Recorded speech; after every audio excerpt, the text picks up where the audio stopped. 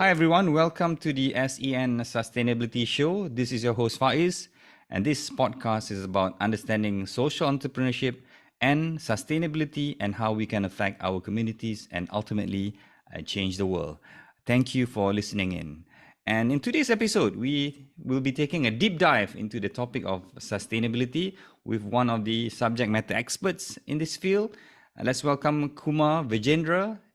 He is an acclaimed author and speaker with 20 years of expertise in the sustainable operations management. He helps small businesses realign their strategies around the 4 Ps of sustainability. And if you don't know it, it's people, planet, profit, and purpose. He's known for thought-provoking articles, and his book recently, The Sustainable Entrepreneur, offers insights on using sustainability for profit and environmental impact. Kumar is the president of Footsteps LLC and Forbes Business Council member. So welcome to the show, Kumar. How are you? Thank you, Faz. I am great, and thank you for having me. It's a great opportunity to interact and talk with people who are passionate about the cause, the same cause that I am. Thank you.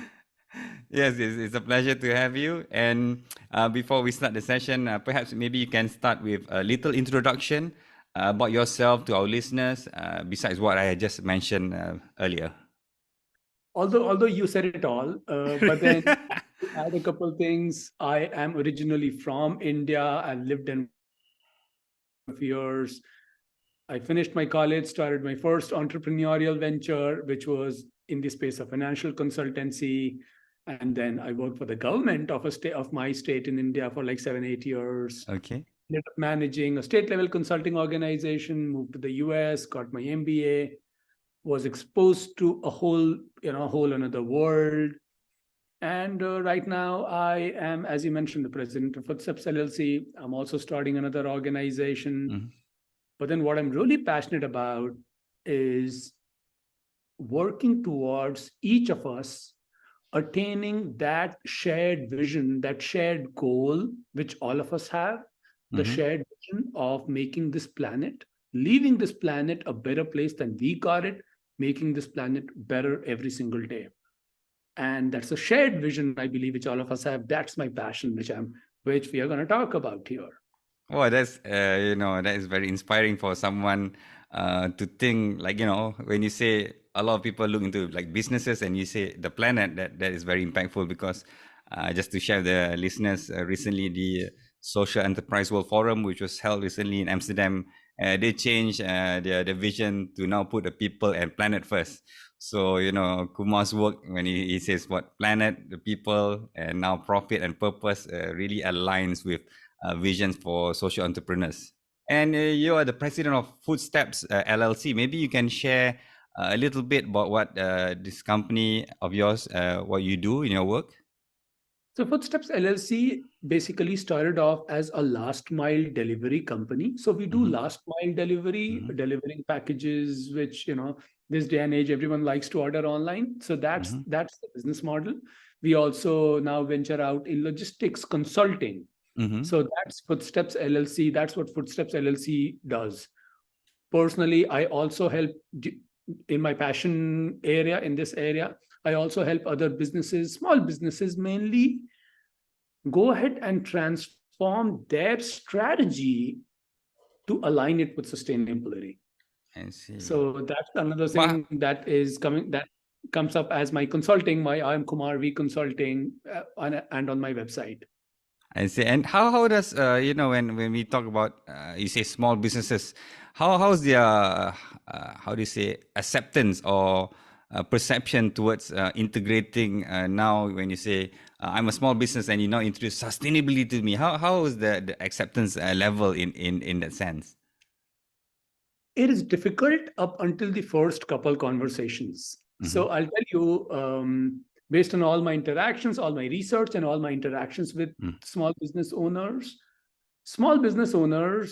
and maybe you and I, you in this capacity of a podcaster, and we are in the same space. Mm-hmm. We usually feel very strapped on time, Mm-hmm. strapped on money, Mm-hmm. and because we're like, oh, where will the money for the next payroll come? Usually, many Yeah, small business. definitely. So, and in that capacity, that creates a sort of a gap where we are like, okay, you know what, let me focus just on the present, let me focus just on the next payroll. We usually don't stop to think about our strategy. Okay, And then true. another gap is we look at sustainability or anything related to that as a cost item. So that's where the resistance comes from. We look at it as a cost item. Oh my God, will that increase my cost? Then can I do it? And that's where the main resistance comes from. But then when I shared with them, there are tons of research, and based off my experience, what we found that if you actually integrate it, if you mainstream it in your strategy, then it becomes then that's the way to get better profit and better future growth. And I have written, published articles and stuff which we can be talking about how that makes sense and why that makes sense. So a lot of my work, I initially just focused on telling small business owners why this makes sense, and why this makes sense even for your bottom line, why this makes sense for your growth. And then we can talk about the how. I see. So maybe you can elaborate more about what you just mentioned about how to integrate sustainability into small businesses? Right. So you know what? Let me take a step back. Oh, I okay, want sure. to Okay. touch about the why again. Just to have everything in the perspective. Yeah. I've tried to create a very simplistic model to Mhm. capture the whys, and there are many. It has to be simplistic. Any solution has to be simplistic to get adopted. So I proposed a model like a 5-factor model, which says, number one, consumer. If you're a small business owner, if you're especially in the B2C space, if you're looking at your consumers, the consumers are changing in a huge way, especially with Gen Z becoming the major consumers. They care a lot about sustainability. It is documented. They care a lot about that, much more than the earlier generations had done. And it's a good thing because every new generation is going to do it more. So if you're a small business owner in the B2C space, if your consumers can relate to your organization as an organization which cares about sustainability, you'll have more consumers. And you will have them for a much longer duration. Isn't that what every business wants? Having repeat customers and having repeat customers for long. Because then customers relate that this is a business which cares not just about the dollars, they care about much more. So number one of the 5-factor model is consumers. Okay. The second is going to be competition. Okay. You're in any business space, if your competitors are going ahead and adopting even a small practice, even if they are getting a certification or if they are doing any such thing, and if you are not, then you're going to get behind. Then again, any small business, because we operate in tight leash, you cannot afford that.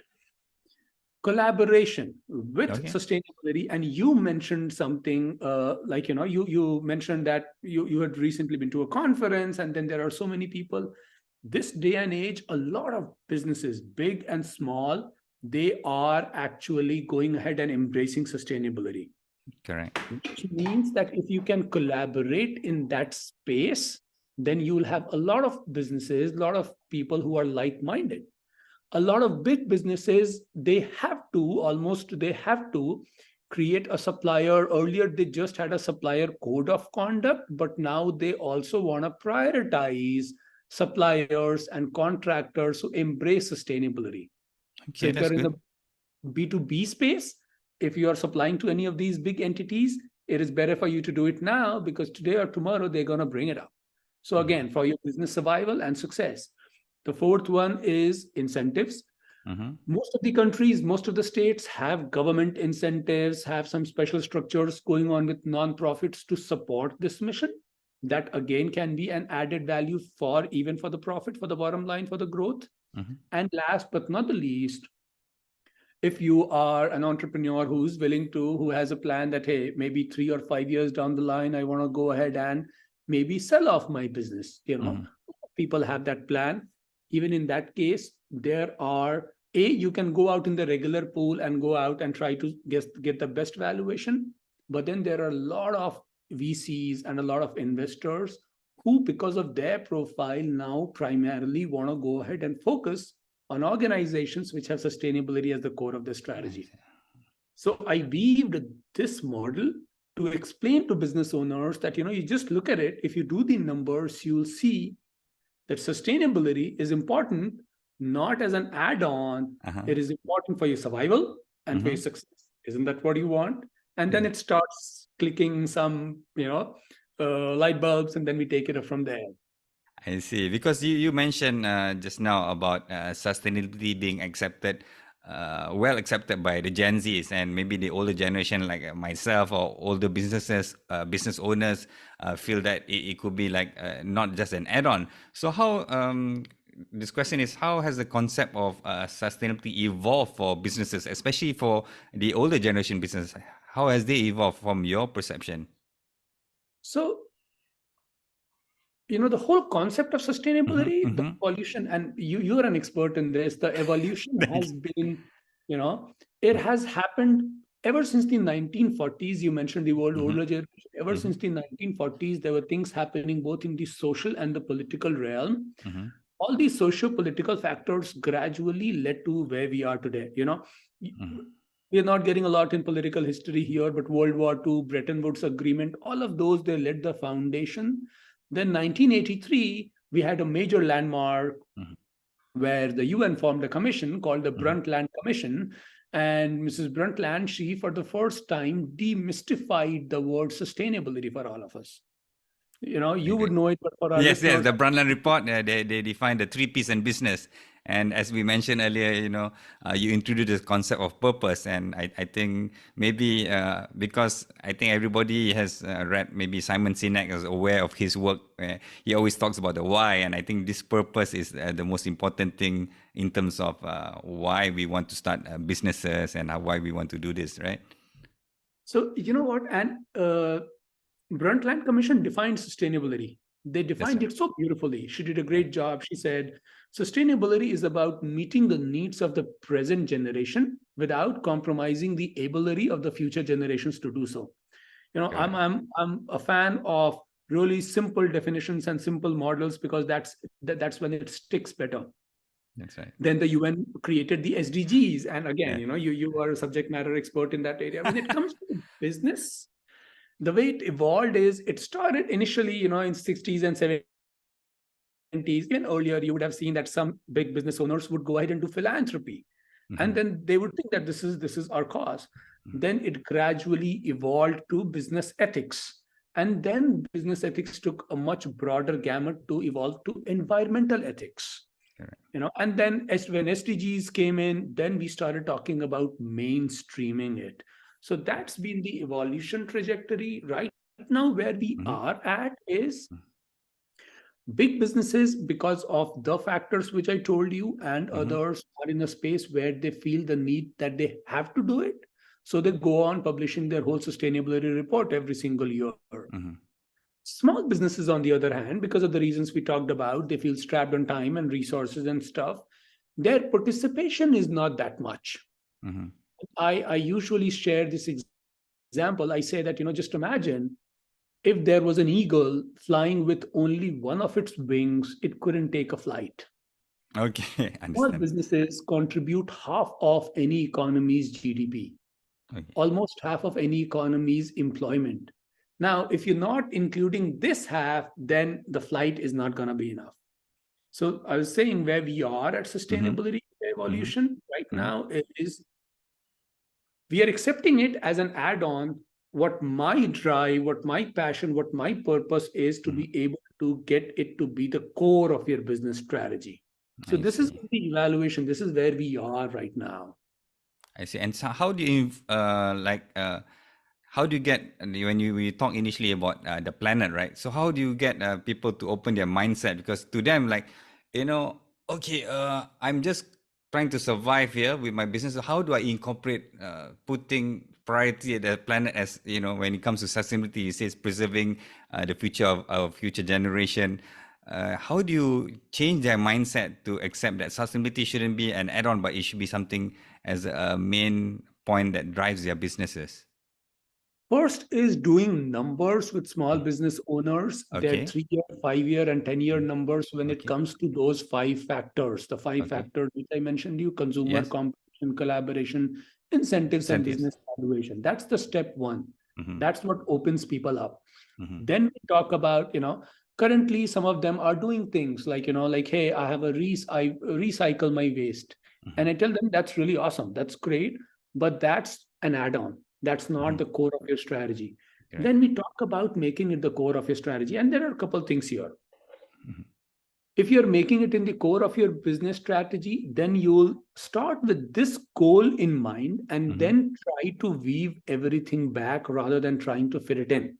Mhm. Okay, so for example, let's just take a small example, like say you're a coffee shop. Yes, You that's right. Yeah, local I would coffee just shop. want to ask you, like, let's have a particular example that people can actually digest and our listeners can try to understand. Go ahead with the coffee shop example. Yeah, so coffee shop. I love coffee. So let's take coffee shop as an Okay. example. One is you're a regular coffee shop and people come to you because you make really good coffee, which you anyway do. Which is a basic, which you have to do that. Mhm. What we would, what in our conversation what we'll get to is now start from sustainability, start from planet as the end in mind. With that, based on that, then look at your supply chain. Mhm. Then look at your supply chain. Is it coming from the right places? Is it coming from, is it doing the right thing? Then, really important, look at operational excellence or operational efficiency in every part of your Okay. business. Okay. If there is waste in your business, Mhm. wastage either in your people, the way people are spending their time, wastage in your process, any of this, you are not becoming sustainable. Mhm. If you are wasting resources, you cannot be sustainable. It could be, the Yeah. resource could be as small as wasting the coffee or Ah, coffee mug or coffee. Then we talk about operational efficiency. okay. So you begin with the end in mind, so suppliers and everything. Then you talk about operational efficiency, and we have a model there. We talk about, you start with measuring it, and you measure, you evaluate, and then you go ahead and bring that in as. So we say measure, we say create methods, Mhm. we Mhm. say minimize the waste, and then match the alignment with the three Okay. P's. I So see. this is the 4M process which I give them, which is start by measuring Mhm. your current impact. For small business owners, there are multiple tools which are available. So even free tools, I get them to start on them. Mhm. Go ahead and create a method, an SOP for every single thing. Think through that from the perspective of minimizing wastage. Once you've done that, match the alignment with the three P's. Mhm. When you're talking about core streaming, your bringing it at the core of your strategy, then any single business decision you're making, if Mhm. you're making a business decision to offer coffee in uh, mugs or paper cups or something else, that's this small or any big decision, you will evaluate it from the perspective of the three P's. Is it making the planet better? Is it adding to my people? Is it making them feel better? Is it making their lives better? Is it adding to my bottom line? Because we got to accept it that if for small businesses it is not adding to their bottom line, they'll shy away from it. Okay. And we also talk about the fourth P, which I'm going to talk about. So these things put together Mhm. actually go ahead and do the trick. So for a coffee shop, we end up when we are kind of especially looking at the wastage, Mhm. there was a cool, a very simplistic solution. I I see. suggested to one coffee shop owner, hey, you know what? You go ahead and do coffees in those take away cups, which is great. Yeah. How about this? You get your own thermos and flasks. You get them branded with your own logo, and whoever comes with that gets a little discount. Okay. Good.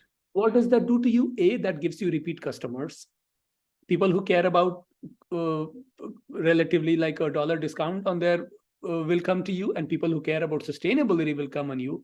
But you just don't do a thermos flask. You mention it very clearly that, hey, you know what, this flask is preventing trees from being cut. This is making the planet better.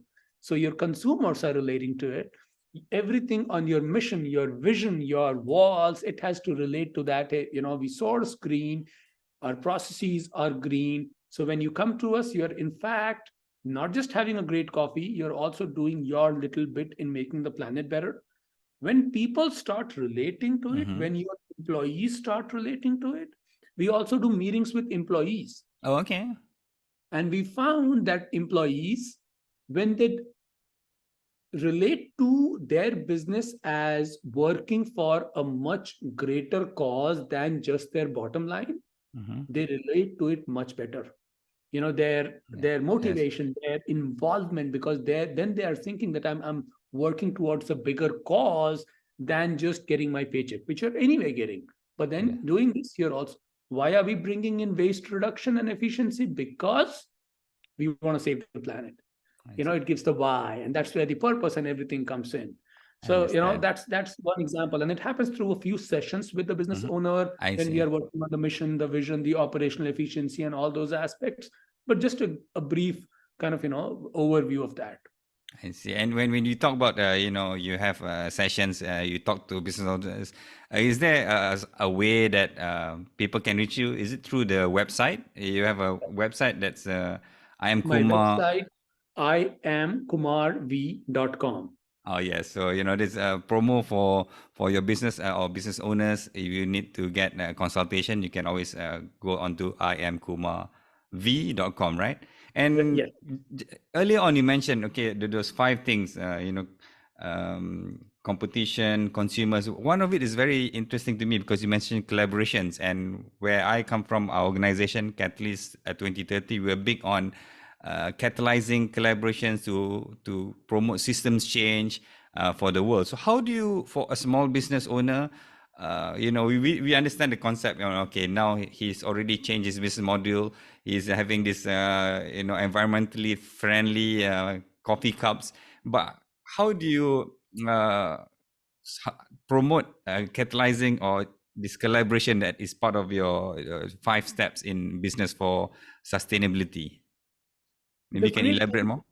yeah, sure. The great, although the answer differs from location, geographical location to location and business to business, but the bottom line remains the same. And the bottom line is the great thing is that there are a large number of not for profits and business associations which are actually doing that. I see. So I sit on the board of directors of a couple of business associations. Mm-hmm. They are trying to go green and get their certification, Mm-hmm. one of which involves them supporting such organizations which are doing it.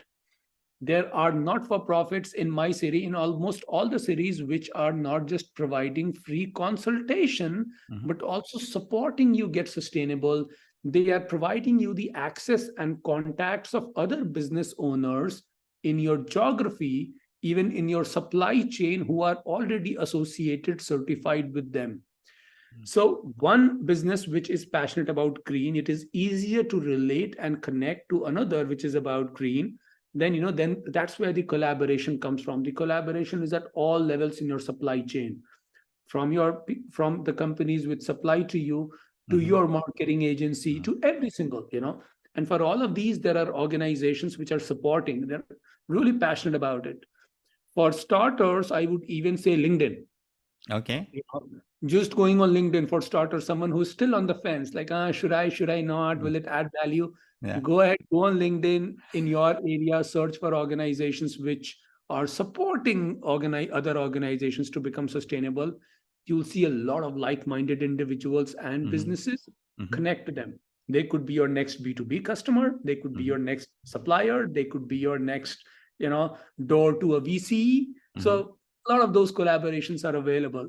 We have something called a background of relatedness. If you and I were to randomly meet and, for a cup of coffee, if we have one common thing to relate to, Mm-hmm.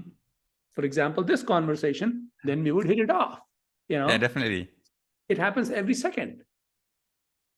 I see. So when you see this, I like this concept when you say LinkedIn. But it's not easy for people like say to connect because it's such a virtual thing, right? And then have a sort of a ground where we have something that's relatable to each other, right? When we say something like this, how do you promote to business owners when you say collaborations, right? Okay. locate other businesses within your area that can has to something to do with your supply chain. How do you sort of ingrain this sustainable, what I'm trying to get is to sustainable practices for them to ingrain it in their business, because now we've gone from the step of having changing a business model, getting sustainability in place, and now we're talking about collaboration. So how do you sort of promote this to them, say this is beneficial not just for you but also the planet? Going back to sustainability, right? Making a whole round trip, right? So collaboration so your question has two parts. On the Yeah, collaboration bit, yeah. the first and the easiest step usually is to go ahead and look for organizations in your city or county which are Mm-hmm. doing that. For I example, see. I'm in a small city in California. Hollister is a small city, Okay. but even here there is a government supported nonprofit and a Okay. government body and a couple business associations who are a nonprofit which actually supports, which actually Okay. even provides free consulting. Okay. And this such organizations are thankfully available in, at least in the US, in almost all cities. Okay. And they have access to others. So I rather see. than you trying to look for the best suppliers, which is a good thing to do, I Mm-hmm. usually tell them the first and the easiest step is go and talk to the green business organization in Mm-hmm. your city, the business association, the chamber, in case they are green certified in your Mm-hmm. city. Mm-hmm. In case you have those organizations in city, that's the easiest foot in the door. You go to one of their mixers and then you end up meeting 20 people who are passionate about the cause. Yeah. That's the easiest foot in the door, I and see. then it gradually it opens up, because then one small business owner sees, hey, I'm not alone, because there are like 20 other people who've been through the same journey, passionate about it, and they're still doing good. They can, maybe I can. So so we gradually step it up. So that's the easiest part Okay. when it comes to the collaboration bit. I see. And there was a second part of your question which I'm missing. Which, can you please How, repeat yeah, that? how does it connect to getting them involved in sustainable development practices, to incorporate it in their business now? Okay, you've networked, you collaborated, but how does that help their I'm trying to get to the SDGs, sustainable development goals. How does this develop their practices being sustainable, you know Okay. So the way it will, so essentially, as I said, the first step will be the strategy, and we talked about correct? that. You looked Yes. at this, you redid their strategy, you rethought your consumers, rethought your suppliers. All of that is the step one. After you've done that, the second thing is your operational improvement, which is, I believe, the most critical piece in it. As you Mm-hmm. said, you got to improve that. When you're doing these things, you'll face challenges for which the solution lies in the collaborations that you're doing. Mm-hmm. With all of these things, you have a problem. You're solving your strategy, you're solving your operations, and you are getting support from other business owners and organizations dedicated to this to get you to there. All of this gradually does, it starts moving you there. There is one more thing which we talk about, which Okay. is, I say, wear it on your sleeves. Wear Okay. sustainability on your sleeves. So what I Okay. mean by that is, if you're doing it, do it full blown and go on Mm-hmm. talking about it at every single opportunity, in your Instagram post, in your social media post, in your to your employees. And we talked about the whole relatedness to a bigger vision. So Mm-hmm. that kind of does the trick for businesses. It kind of, they start seeing that they are actually becoming much better by adopting it. Okay. Now, that's the actual operational execution part. Mm-hmm. Coming to the SDGs, um, in the consulting that we do not directly show them the 17 SDGs, because frankly speaking, at times it becomes a little overwhelming. But if you're doing all the processes that I just mentioned, Mm-hmm. you're anyway, for example, the goal number 12, Mm-hmm. responsible consumption, Okay. and production, you're anyway doing that if your suppliers, if your consumers are aligned, if your supply chain is aligned. And an organization which is aligned with the purpose, an organization which is doing it right, is also going ahead and impacting others. For example, say equity, when it comes to like overall equity, Mm-hmm. when it Mm-hmm. comes to gender, when it comes to So even that ways we are going ahead and we are supporting Okay. multiple SDGs. Understand. So it naturally starts fitting the bill, but I do not start with the SDGs. Okay. I Yes. start with your operations. Yes. I would say it does the same. It achieves the same goal, but talking Hmm. about it from in the language that we as business owners understand Correct. gets more acceptance. And then we are doing things. We are working on 13 climate action. We are working on depending on what your business is. We are working on all Yeah. of those factors. Yes, recently I just did a workshop. Sorry to go off track. Because it's so complicated for kids to understand what the 17 SDGs. And I told them, okay, today we are doing SDG 17, which is achieve, doing processes towards achieving the Sustainable Development Goal, which is also one of the SDGs. And Yep. I had a very sorry. I think we come to the end of the session, and I'm very you're a very good speaker. You sort of track me into your beam, and I get really into your conversation, and I wish we had more time, and really come to the end of today's show, and maybe before we end. Any final advice for our listeners, because you give a lot of insightful tips and comments on how to get your business involved in terms of sustainability. Is there any final advice for business owners out there that you like to share before we end the show tonight? Not an advice, but a Oh, message. okay, all Um, right. uh, I want every listener of yours to think about if they are a business owner, Mm-hmm. why, if they are a business owner or if they Mm-hmm. want to be one, why did they choose entrepreneurship? It's not the easiest thing in the world. It's difficult. Maybe initially the reason could be maybe more money or more time or one of these factors. But when any of your listeners, when you deep dive within yourself, you did that because you wanted to create a much, much bigger impact than just your family. I'm from India originally. Mm-hmm. In India, we have this word, we have this concept called Vasudhaiva Kutumbakam. It's a Sanskrit word which means the whole world is your family. You know, I see.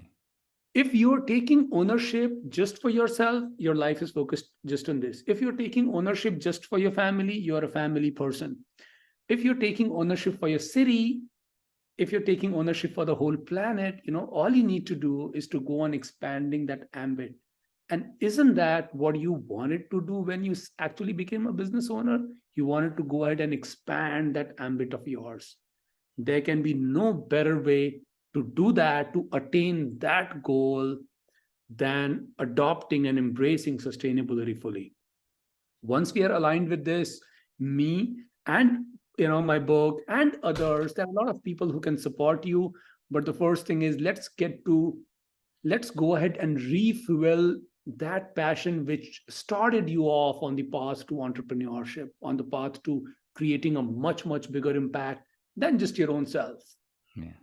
Well, that's amazing, because today I was just talking to some people, and I think what the world lacks now is a lot of people with vision. And I think, Kumar, just by saying that anybody can, from just a small business, just involving yourself, maybe your family, and the entire planet, just gives somebody more purpose and more vision for the future. So I think that is excellent and very insightful. I also really appreciate that, and I hope the listeners too will understand that.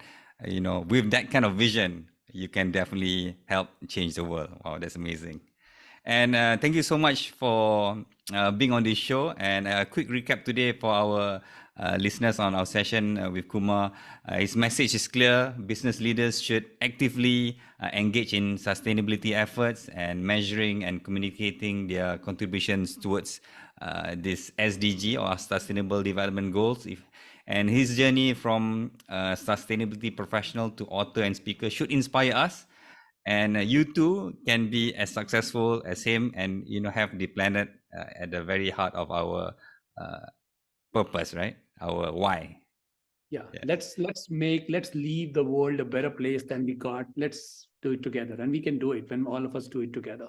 Yes, and if you want more information on Kumar, do visit his website, imkumarv.com, and you can see it in the show notes for more information. And if you're interested in sustainable development goals, as you know, I'm with Catalyst 2030. Just go to our website, catalyst2030.net, and you can also sign up and join our movement. And also join me next time as we explore the world of social entrepreneurship and sustainability. Do subscribe to my podcast and stay tuned for upcoming episodes. Together, let's make positive changes one episode at a time. It's been an amazing experience today. I really enjoyed the session, and thank you very much for all your insights, Kumar. Thank you, Faiz. It was And great. I hope to meet you in Hollister on my next trip to San Francisco, and I'll make a trip down to. Anytime Northern California, forget about Hollister. Anytime Northern California, tell me, I'll drive up to wherever you are. Okay, looking forward to it. Okay, you have a great night. I mean, you're in the morning right now? Yes. The whole Okay. day I had a good night. Yeah, 1 a.m. for me and 10 o'clock for Kumar. So from all of us, thank you very much for joining the show. Good night. Thank you. Take care. Take care.